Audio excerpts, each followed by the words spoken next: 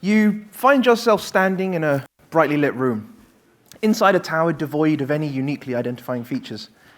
Your journey here was a relatively uneventful one. Other than meeting an interesting fellow who'd regaled you with tales of his newly found deity, you'd not encountered anything out of the ordinary. Finding this tower wasn't difficult thanks to the trusty map in your pocket, and gaining entry had proved far easier than you'd expected. Scanning the room, nothing really catches your eye at first. And then, in your peripheral vision, you spot movement. You spin to see what might be there, and that's when you catch sight of the challenge that lays ahead of you. "Good morning," the vaguely humanoid figure speaks. "I'm glad to see you're here. I'm the project manager. Let's get started." I've played tabletop games for years. I've been an observer, a player, a dungeon master. There's been multiple rule systems, and I generally always have a set of dice in my bag. I'm going to simplify a lot of things in this talk. I'm going to try and make it relatable even if you haven't played Dungeons & Dragons before. If you're a previous D&D player and you feel like scoffing, well, what you're describing is a sorcerer, not a wizard, don't worry, it's okay. It's a game. Just because my fun is different to yours does not mean my fun is wrong. So, a little bit about me. Some background. In Dungeons & Dragons, a score of 10 is considered average. So I asked some friends to put some stats together for me. They decided I had an average strength. Some friends argued that I had a high constitution because apparently I can hold my own in a pub. And then my girlfriend reminded them that I got a cold in July in the middle of a heat wave, so my constitution clearly isn't that good. Those are the stats they gave me. I'll introduce you to someone else. This is a chap called Mordecai Solomon. He's an 80-year-old wizard. He likes books, he hates people. He's also fairly intelligent. Typical wizard type. Now, in Dungeons & Dragons, you have these statistics. They are your physical statistics, your strength, your constitution, and your dexterity, and your mental attributes, your wisdom, your intelligence, and your charisma. For the purposes of this talk a little bit later, I'll be using some alternative ones that are a little bit more relatable to us as developers. So, who here has played Dungeons & Dragons before? Cool. Who's never played Dungeons & Dragons, just to get an idea of that? Okay. So, I asked a friend once to sum up Dungeons & Dragons, and they put it in a really simple way to someone who'd never played before. We were in the back of a car on a trip, and someone turned around and said, "What are you nerds talking about?" So they just simply responded with, well, in Dungeons & Dragons, you roll dice to see if stuff happens while we all play make-believe. And I really couldn't think of a better way of putting it. Effectively, each time you want to do something, be that try and enter a castle, pick a lock, attack a monster, avoid a trap, you roll a dice. There's a number that you have to roll higher than. If you roll higher than that number, you succeed, you carry on with your quest. If you fail and you roll lower than that number, there may be consequences to that particular failure. You're usually playing with a group of friends, and there's a single person known as the Dungeon Master. I'll get onto them in a little bit. So I tell you this just to give you a little bit of background on what Dungeons & Dragons is. Ultimately, we all live in a fantasy world. We play that. There are elves and humans and orcs, your typical kind of fantasy characters. But we're a team working towards a common goal. So if you look at Dungeons & Dragons as a name, effectively, you are working in an environment and you just have problems to solve. That's all a dragon is. It's a challenge to overcome, a problem to solve. That's what we're working towards. As a software engineer, we do exactly the same thing. We work in an environment with a group of people to solve problems. The Dungeon Master in a world of Dungeons & Dragons is the world builder. They are the person who set the challenges, they set the stage to what we're doing. They make sure that what's in front of the party is a challenging and engaging and fun activity. And they don't try and control the players. By controlling the players, effectively, it's like a Dungeon Master just playing with toys and telling the story as he goes along. They set the challenge and they let the players get on with what they're doing. Much like the people that might be trying to lead your team or control your team, it works best when you set the challenge, you set the goal for the team, and then you let them get on with it. You don't want to try and control the team that's working towards this, because ultimately then you're just the leader and their followers. It might mean that the people in the team go in directions you're not expecting. They might decide to go off on a bit of a tangent. There are times when you need to stop that, but for the most part, let them explore those different directions and see where it goes. You can often get some really interesting challenges when they say, I'm not going to go face that dragon, I'm going to go and talk to someone else to solve the problem a different way. Same with software. There might be an obvious solution to the leader of the group, but that doesn't mean it's the right one. So, our story begins with you. In Dungeons & Dragons, there's attributes that every player has. Again, how good they are with specific tasks and specific challenges. Each type of player, each type of character, they prioritize different values, and they prioritize different attributes about themselves in different ways. There are what are known as alignments. Now, in Dungeons & Dragons, an alignment is your ethical and moral perspective on the world.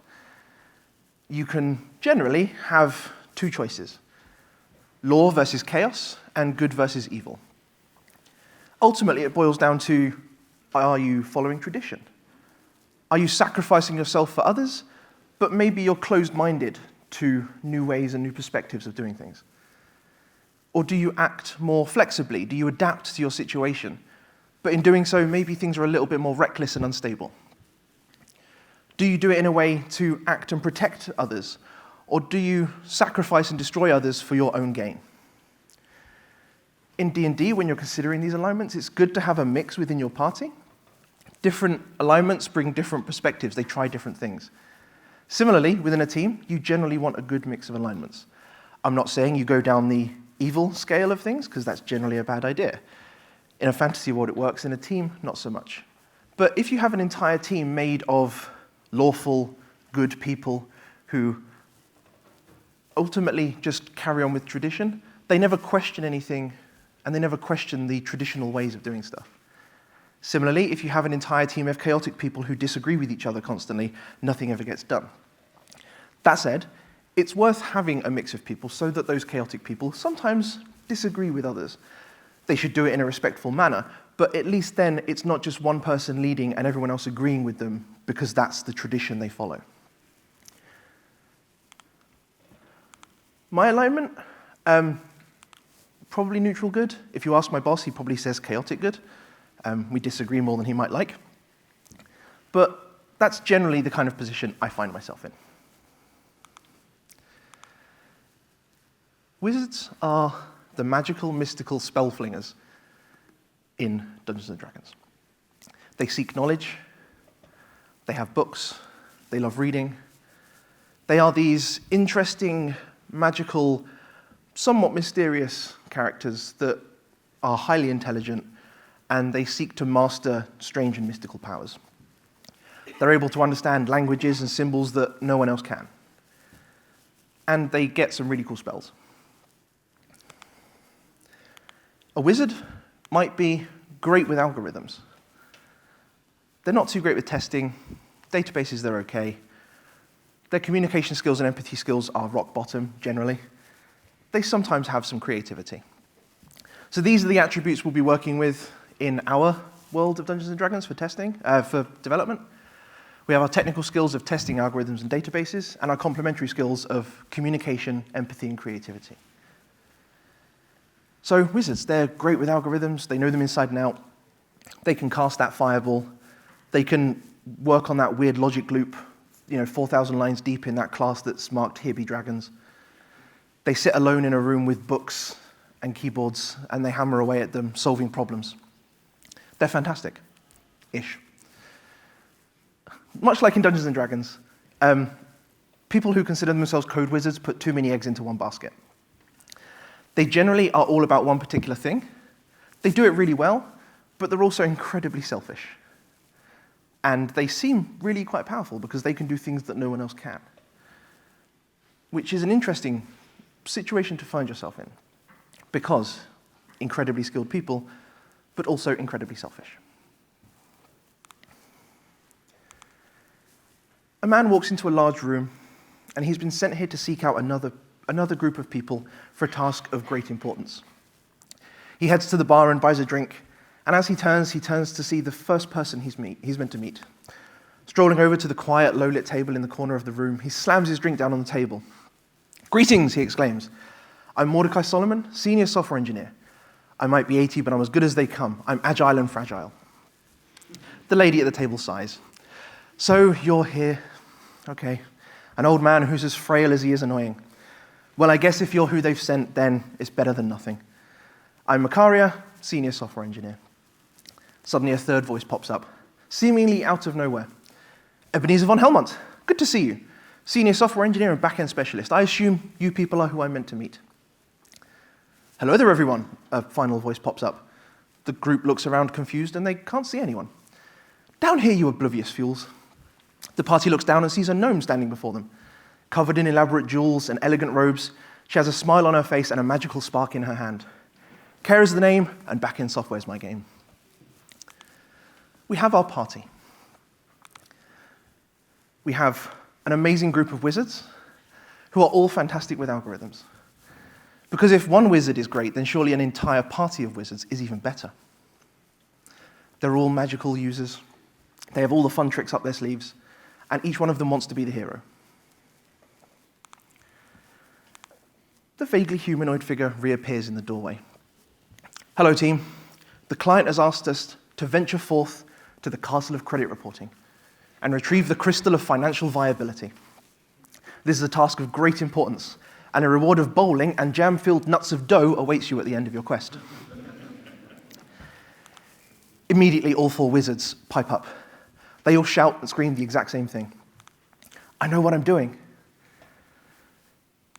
Mordecai cries, we can use the path of the 31 scrums to reach our goal. Macaria chimes into the conversation, but I have a map that clearly shows the caverns of Kubernetes are the way forward to our goal. Kara runs off shouting, I'll go seek Master Azure. We can use the magical construct of machine learning to find our way. Ebenezer sits quietly for a few minutes. He turns, starts typing at his computer. Not speaking to anyone, he turns back after a few hours and says, I've done it. Once again, I've saved the day. I've written some magical code. We don't even have to do the work. It's fine. So much for that team of wizards being a great team. No requirements gathering, no clear direction, no conversations, no discussion around what they're meant to be doing. 4 hero-seeking magical users trying to work out towards their own goal. They ran off and frantically solved the problem without actually agreeing on what the problem is. They have their books, and they're super smart. So if wizards know this, surely this is a great thing. No planning, no thinking. The JFDI attitude has its place sometimes, but in generally, it doesn't work. Smash first, plan later, pretty much always ends in smash first, plan never. But if you don't have a plan in the first place, you can't be off plan. So, Within a team, you need to find your balance. You can't just have a single type of people. You can't have a single alignment, a single type of class. Everyone who joins your team has a different background and a different perspective to bring. So a balanced party in Dungeons & Dragons is made of different types of character. Just the same that a software development team or any project team is best made of different types of character. A cleric, a fighter, a wizard, a rogue, they all have their place. You're not always trying to kill dragons. Sometimes you're sneaking through the back alleys of a town, trying to avoid capture. Sometimes you're trying to fix that bug 4,000 lines deep in a class that you just can't work out. Sometimes you're fending off meeting requests and weird emails from that guy Steve in finance who keeps sending you cat pictures. Sometimes you're negotiating to lower the price of the magic wand that you're trying to purchase. Or you're trying to explain to the leaders in the company that whilst they might want that, it's not a good idea. A balanced party leads to more possibilities. A balanced party has a much wider range of skills, and they don't always take the same approach to things. Generally, you'll have someone who's probably pretty good at communication. Our fighter in this example. Our wizard still has a place. They're good with algorithms. The rogue is a very creative person. The cleric has a lot of empathy. I would argue that empathy is a requirement of everyone, but generally that's not the case, which is unfortunate. If we all had a party of wizards, we'd all go charging off, finding our way through code, and getting nowhere. So this is a true party. A few minutes after disappearing, the project manager reappears in a puff of smoke in the doorway. Team, our clients have heard of an amazing new technology. They are sure that if we use this technology, we will succeed in our goal. In fact, all the other adventuring parties are using this technology. If we don't use this, we will never complete our goal. Therefore, it's a requirement that you take this, the mighty block of chain, and complete your quest using it. The project manager disappears, leaving the team confused and confounded. They leave behind a block, maybe 5 foot on each side, with a wrought iron chain attached to it. The team sighs. Realizing this new requirement will slow them down, the wizard exclaims, "How are we going to carry this? It's too big for all of us to carry, and even if we could, it will slow us down as a team. I can't see a reason why we need this to complete our quest." The fighter responds, "It's okay. We have a quest, but we don't need this tool. This requirement from our quest giver, it's silly. I will explain to them that we do not need this, and I'll explain to them that if they want the crystal of financial viability, we cannot use the mighty block of chain." When you're given external requirements by someone outside the team, sometimes they may be a good idea, but do fight your side. I don't mean draw your sword and stab them in the chest. That might be the approach in Dungeons & Dragons, doesn't work too well in office. But make sure you fight your side. I don't mean get aggressive. What I mean is explain the reasons why it's a bad idea. Look at explaining why an alternative option is the best way. Try and reason with the person. Meet them in a middle ground if need be. But if it's a quest giver, they're more likely to negotiate with what you're doing. If it's a dragon, you're probably going to pull your sword out and stab them in the chest. Ultimately, you need to value trust over control. And if you can trust your team, you worry less about controlling everything and you just let them get on with it. You set out on your journey. After a short while, everything seems to be going pretty well. Along the way, you've met a few folks on the path you're on. You've camped out, you kept watch at night to make sure nothing ambushes you, and you've generally been pretty good. Each time a team is formed, you generally go through a stage of forming. In Tuckman's stages of group development, there's 4 stages. We form the team. We all are independently behaving members. We're motivated, but we're uninformed on what our collective vision as a team is. We go through the storming phase, where everyone tries to voice their opinion and argue about things. Everyone wants to dispute everything and be the dominant one in the group.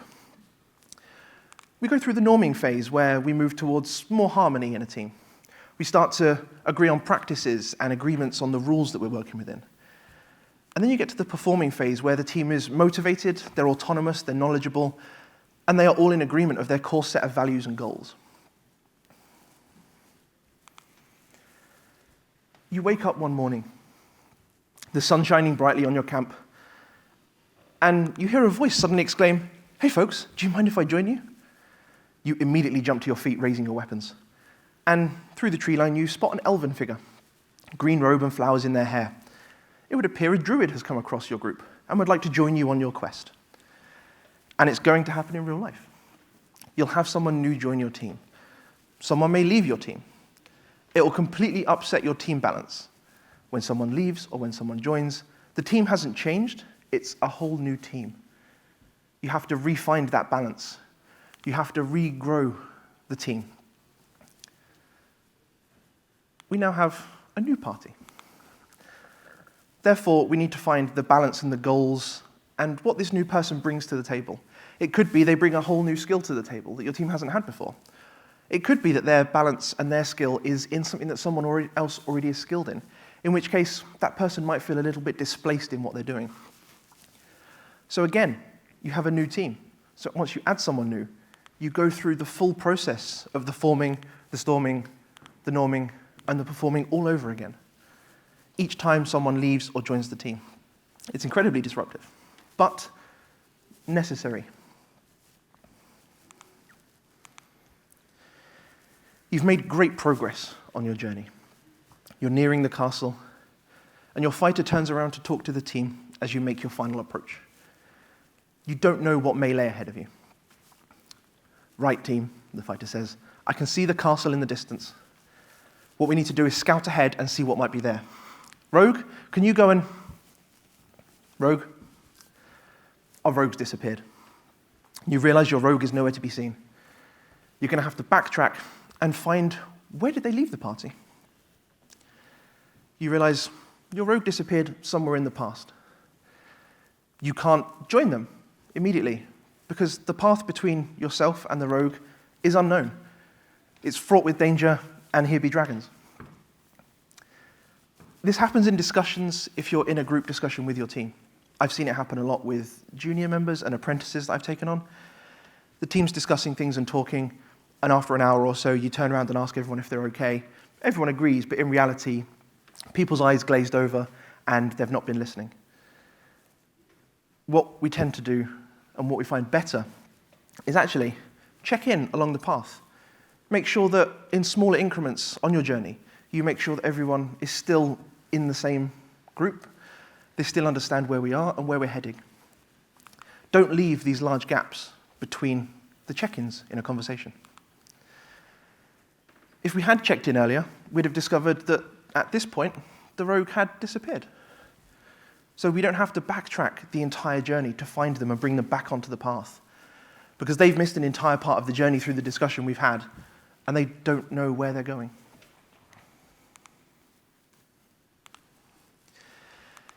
So especially with newer players, newer people in your team, if you don't regularly check in with them in any extensive discussions you're having, whiteboarding sessions, planning sessions, you'll turn around to find that they are completely gone. They switched off an hour ago and they haven't been listening.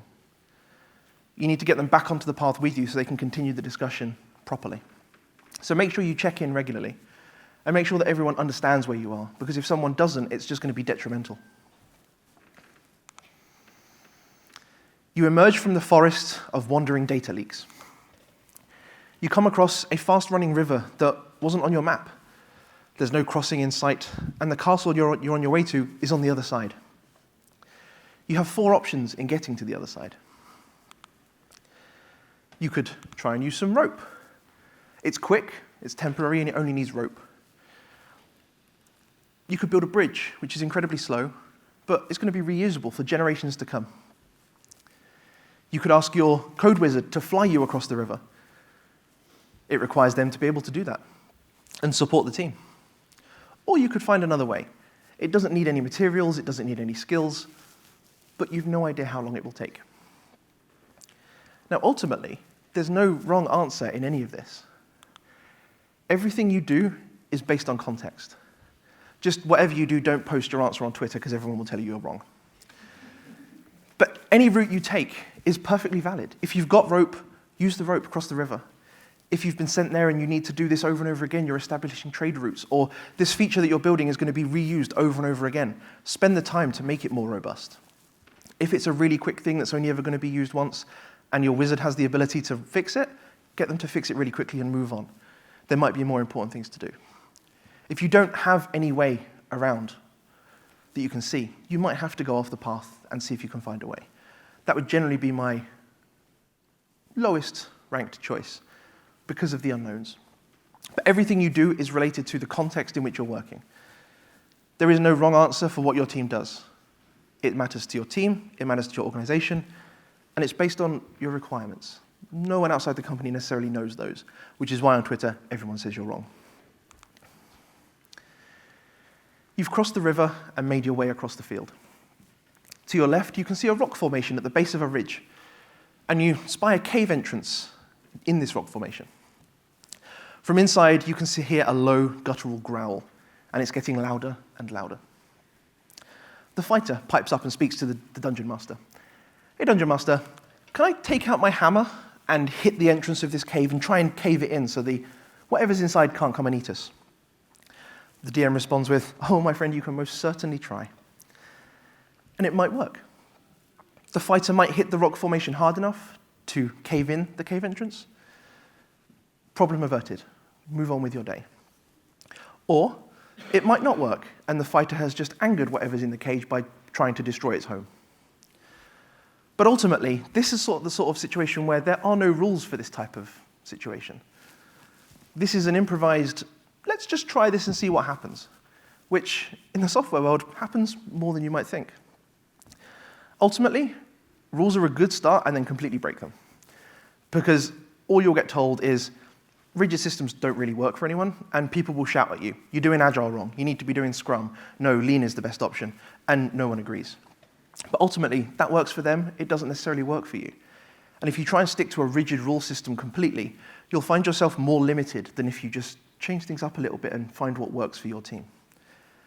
That said, you need to start with rules, because if you don't start with rules, it's complete chaos. You just send the team on their way with no rules, no guidance on how they should approach problems, and they run around in different directions.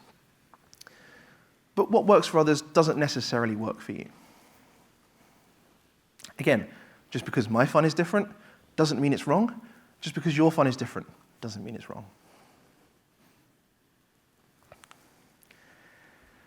So, in Dungeons & Dragons, who here who hasn't played Dungeons & Dragons has heard of a natural 20? Okay. So, bit of background. A natural 20 is the best roll you can make. There is a 20-sided dice. You roll the dice, you get the number 20. Generally, it's an automatic success on whatever you're trying to do. Pretty good if you're trying to do something that's relatively impossible. But it's down to the hand of fate. You don't control that dice. You don't guarantee you're going to get a natural 20 unless you're cheating, in which case you're ruining the game. So when you're trying new things, it can often feel like it's just a roll of the dice and you don't know what you're going to get. Sometimes in Dungeons & Dragons, you roll a natural 1, which is rolling a 1 on a 20-sided dice. And it's generally the worst roll you can make. It's an automatic failure in whatever you're trying to do, and there's probably going to be some sort of consequence to this failure. Again, it's not something you can control. But just because you can't control it doesn't mean you can't prepare for it. In anything you do where you've got this level of uncertainty, where you don't necessarily know how it's going to go, sometimes you're going to roll well, and it's going to be great, and sometimes you don't. It's going to happen. If the fighter rolled well on that cave entrance, then you avoid the fight and you carry on with your journey. If the fighter fails on that roll, then the troll or whatever might be in there will come out and eat you. However, you can be prepared for whatever might be coming. The growl is getting louder inside the cave, and it's only a short time before whatever's inside reaches you. The fighter failed to collapse the cave entrance, and it looks like it's angered the beast inside. The wizard pipes up and says, "I'd like to see if I can figure out what's inside the cave. I've done some reading on caves, and do I know the growl? Do I know the type of environment? Do I know the type of cave? What would live in a cave like this?" They've used their past experience to work out what might be happening. There's an unknown, but we can start preparing for it. After making their roll, it's revealed that what's in the cave is a troll. And the wizard knows that trolls have weaknesses to fire. So while there are these unknowns coming at you, you've got this background of previous knowledge in the work you've done. Have you encountered a similar bug before? Did you read a blog post once that was tangentially related to what it is you're working on? Did you once see a conference talk that mentioned this at some point, and you can go and find the resources for it? You might not explicitly know, but you can start better preparing yourself for potentially an unknown problem. The troll is revealed to also damage anyone who attacks it. Acid sprays from its wounds and hurts anyone who might attack. The wizard, however, keeps this information to themselves. They don't feel the need to share it with the group. The troll bursts out of the cave, a mighty roar filling the air. The wizard stands back. The rogue and the fighter immediately engage it in combat. They slash and attack in every way they can, but after such a long journey, they're tired, and the troll looks like it might get the better of them. It might be too strong, and it just might overpower them. The fighter hits it with their warhammer. The rogue stabs it with their dagger. Each of them screams as acid splashes onto them. They fall to their knees in pain, and it looks like the troll might just beat them. The wizard, standing at the back of the group, studying the situation, they look at it from afar and say 3 words that every team often likes to hear. The wizard casts Fireball. The troll falls to the ground defeated, and your party turns around and thanks the wizard for saving the day. However, the wizard kept information to themselves. They knew something that the others didn't, and they didn't share it with their team. And as a result, the team very nearly failed in their quest. Any knowledge silos in a team are a barrier to effective development. If you have something that no one else will know, share it with the group. Holding it back and keeping it for yourself in the vain hope of glory at the end of it all does nothing but damage the team. Typically, wizards are not that great for a team. They're smart-ass, they're annoying, they've got a superiority complex, and they want to be the hero. Those are not the wizards you want in your party. Wizards need to keep their egos in check. They need to share with the team. They need to be more open and empathetic. Generally, not something you find in a wizard, but they do exist occasionally. Sometimes you need a wizard to do that thing that no one else can. But that's the point where the wizard needs to teach them and help everyone learn how to do that thing that only they could do before. The wizard won't necessarily always be around. You look up and realize that a large hill stands between you and the castle. Stood at the base, you're not sure if you'll be able to push on, but you decide to anyway. It's so close. You'd forgotten that the final moments of any quest often require more energy than the rest of the quest combined. Just when you're tired, you're weak, you're weary, you need to push even further just to reach your goal. In Dungeons & Dragons, if you constantly push on without resting, you become exhausted. You start finding more difficulty in everything you try and do. If you want to complete a task, it's more difficult. If you want to fight that dragon, it's going to be more difficult. So the next time you try and pick that lock, it's going to be more difficult. There's sometimes a time to push through at the very end. It should be rare. Don't make every situation a desperate push at the very end. To quote Larry Garfield on Twitter a little while ago, the most important and productive thing you can do in software development is stop, go home, do something else for a while, and get a good night's sleep. That will yield more improvement than all your fancy processes and agiles and death marches. Sorry, crunch time. Crunch time is one of those things that happens at the end of a project where everyone just throws everything they've got at it. They work late. They start early, in a desperate attempt to get it finished. If that's the case, then plan for it properly. It might happen once. Don't let it be a regular thing. Stop, go home. You'll get more work done the next day when you're well rested than you will in 12 hours pushing through after being exhausted.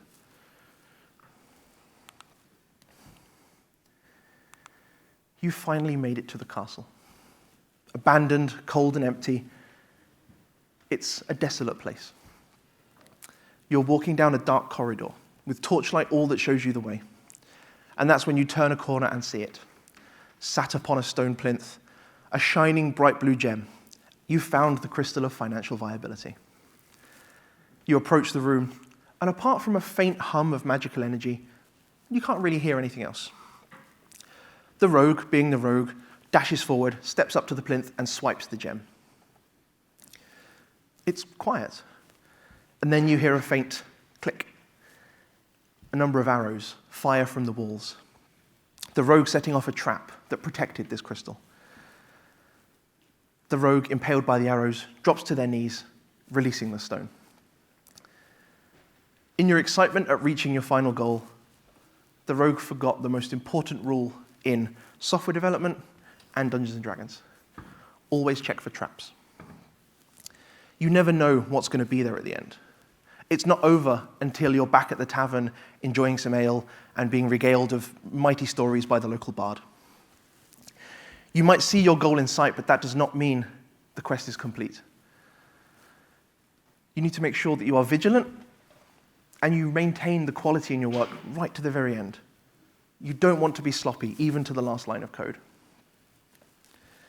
You need to make sure that once you reach your goal, you monitor the situation, you keep an eye on it, and you make sure that you don't just abandon the work you've done, deploy it, reach your quest, and then walk away.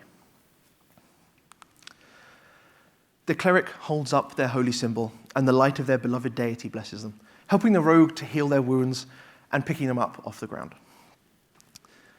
The fighter places the gem within their bag, and the team makes their journey back to the tavern where they started. The journey back is a quiet one. They talk over the experiences they've had. They make sure they don't fall into the same traps and make the same mistakes they did this time. They chit-chat about the quest, and they reflect on the actions they've taken. Once you've completed your goal, once your goal's been achieved, you want to make sure that you learn from those experiences. Take time to reflect on what you're doing. Once you've built that feature, once you've shipped that code, look at what went well, what didn't go so well, what do you need to improve on next time? What should you not do ever again because it was a terrible idea? Take this time to consider what you've built, how you've shipped it, and look at what could we do better next time. Next time, the rogue probably won't dart forward at the end, grab the crystal, and set off a trap. But they only do that by learning from their experiences.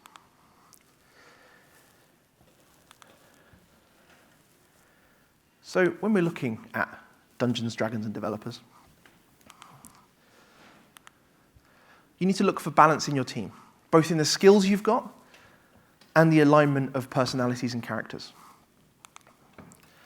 You want to check in regularly and keep everyone on the same path. Make sure that no one gets lost in the woods and you have to backtrack for days to find them. You always have choices in what you're doing. Don't ever consider a requirement given by someone else as a concrete thing.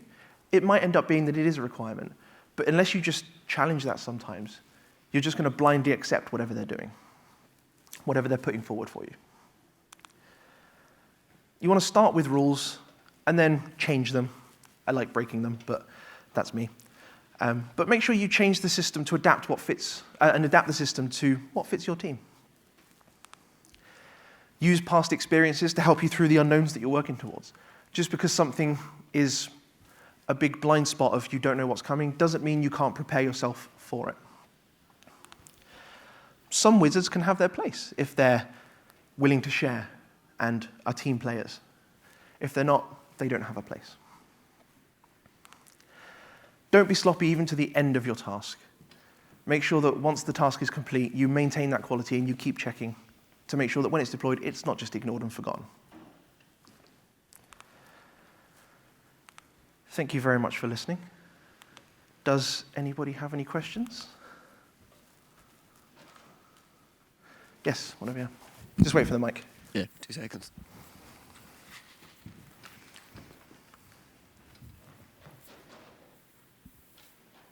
Hello. Hi. That was a very interesting talk with some good points, even though I have no interest in Dungeons & Dragons at all, but that's by the by. I think what you were talking about was a sort of like obviously finding the balance and the ideal team, but the reality of development and development teams is you don't always achieve that balance, you don't have that balance, and there are lots of wizards out there. In your experience, and I think you almost sort of touched on it at the end, the wizards who don't want to share and stuff don't have a place. How do you deal, or how in your experience as a sort of mentor or manager, have you dealt with wizards? Do you just fire them, or do you actually work with them to improve on their underlying skills? So in that regard, I have worked with both types in the past. They are really difficult to handle in a way. In the past, we've spent a lot of time, effort, energy, and resources to kind of help improve who they are and get them on the right track. It's probably the most difficult thing I've had to deal with. We've had 2 examples. One, once the situation was explained and it was brought up, we started to bring in more regular one-to-one check-ins with the team member. So every 2 weeks, we now have a chat with, about leader with the person to make sure everything's okay, address any issues, and it's trying to sort of find the underlying problem really, because a lot of the time they're not actually unwilling to change. They just see it as this is the way it's always been, therefore that's the way I'm going to do it. But when you actually sort of start talking to them and address the underlying issues, it might be that there's concerns that they have that they just don't have the right way to express it to you, which is the biggest kind of thing I found, was that actually they're perfectly willing to change. They just don't know how to go about integrating with everyone and putting that change in place. It sounds kind of fluffy, but effectively I found the best way was to talk to them alone, we started bringing in one-to-ones as a kind of like a regular oil change, if you like, just kind of check up and make sure everything's still okay. That goes to an extent. if the wizard is disruptive, they might not be a right fit for the team. But you're right in that wizards are more common than we might like in our industry. I think we just all need to push a bit more towards not accepting that just because the wizard can do it, that that's the right way to do it. I think it's far too easy to go, well, they've just solved the problem, I'll just leave them to it, because it means I don't have to do anything more. And as developers, we're lazy and we just let someone else do the work if we can. But that's where we've got to make a conscious decision to step up and say, no, that's not the way it should be done. And just try kind of stand up a little bit more, I guess. Don't let the wizards run things, which is more often than not the case. But it's a really difficult point. I could go on about it for hours. But if you want to chat afterwards, I'll sort of happily discuss it in a little bit more depth. Any more questions? Yes.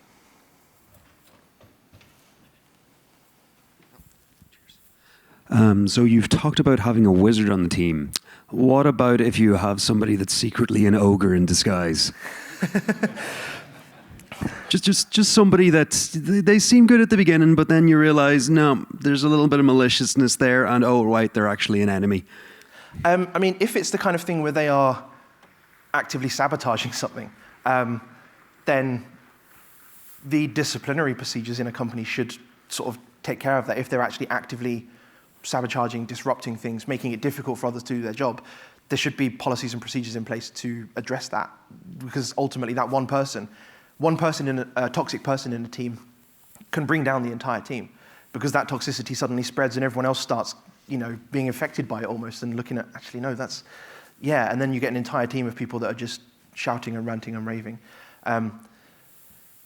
So it's kind of, you've got to pick up on those subtle little clues. What are they trying to do? When the team says, let's not push the red button that says do not press, and they press it, maybe if they do that one too many times, that's a flag to actually, let's look at, that person might be an ogre in disguise looking to sabotage things. But it's the kind of thing where you can't let that sit. Ideally, if they're sabotaging it to the point where work is not getting done, or deadlines are being missed, performance appraisals, targets, and things that they're working towards, those will start addressing those kinds of problems. Potentially, anonymous peer reviews as well is a way to look at it. So have everyone look at however, address them on, say a 1 to 5 score on a number of different things. Do it anonymously so people don't feel like that. But that's a possible way of doing it. I wouldn't necessarily recommend it all the time, because people can feel a bit personal on that regard. So I wouldn't look at that as the first step. I would look at it as again, with the retrospectives, if there's a certain thing that keeps coming up week after week, what's the root cause of that? Is it a particular person? Try not to single them out in public. It's never a good idea. But again, with the one-to-ones and the private discussions, is a time where you can start addressing that problem. It might be that you can calm the ogre and get them working with the team, and they're actually quite friendly. But ultimately, if they are sabotaging the team, then they don't have a place within it.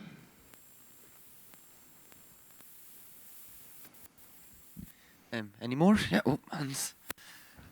What are you doing in order? Come on.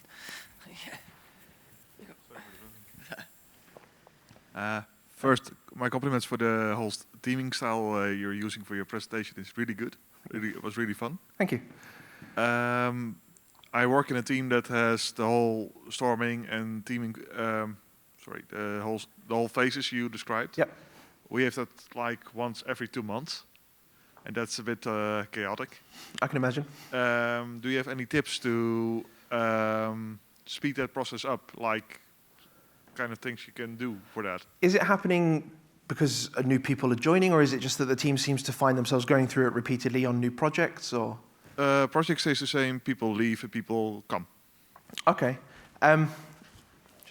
It really depends on the type of people in the team. I've had my team when someone new joined, we went through it rather quickly, and the person kind of got up to speed, found their place within the team, and we reorganized pretty quickly. But ultimately, it's a difficult one because it takes as long as it takes, because everyone's got to get to that point. Potentially making sure things like, what are your goals and objectives? Do you have an employee handbook that discusses what the team values are? What do you value as a team? Make that clear to people, rather than them being, your team might already know them, but they're not explicit. They're just kind of, that that's what you're working towards, and the new person can't necessarily figure that out because they haven't worked out how to pick up on the cues and the language you've got as a team. So removing that kind of barrier and just making it explicit, look, this is what we value. These are our core set of beliefs. Being a bit more explicit about it will help them realize what they are working towards. And things like the check-ins are a way to make sure that everyone understands that there's a way to improve on this, but they've got to understand what they're working towards, which if you set that up as a team at the start, they know what they're working towards rather than just kind of trying to wade through a sea of uncertainty and look at, I don't know where I'm going. It could be that I know what I want to get to, but I don't know how to get there, and that might not be what the team is valuing. So they're going in the wrong direction, and therefore it takes longer to get back. Be a little bit more explicit about the values you have, really. Thank you. Cool. Any more?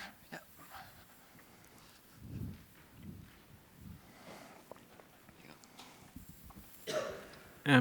Excellent talk. So just to echo what everybody else was saying, do you see there being a difference between like the nature of the team? If you've got a team that's a product team versus a team that's maybe sort of doing product incubation, rather than product engineering, does the dynamic change and sort of the importance of the various roles sort of change in those cases?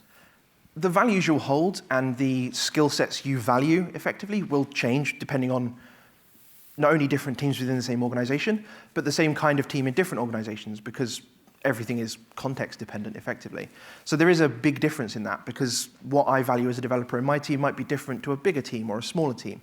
The general kind of messages, I guess, finding that balance and working it out, they kind of are the same regardless of what sort of team you're in.